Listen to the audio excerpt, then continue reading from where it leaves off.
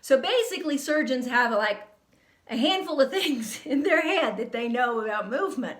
They don't know a lot about movement. I don't care what they say. They don't. I do. They don't. Because they spend the majority of their time doing an amazing job working on people when they're asleep.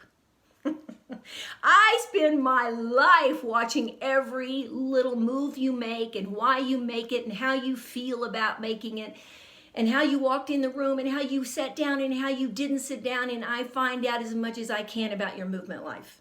I mean, my whole life is about your movement. When you move, when you don't move, how you see it, blah, blah, blah, blah. Okay? So I know a lot about that. I don't know about surgery. But I do know about orthopedics in relationship to surgery. Okay? That is my baby. That is my years of experience. So if you don't have a gut feeling that you like that orthopedic surgeon, you don't go there.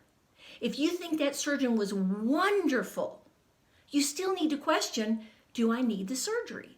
You need to expand and find out through how you feel and how well you know about the surgery.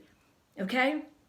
You go to different practitioners, you go to different surgeons, you get a good feel, become objective. If you can't get objective about it, don't do it.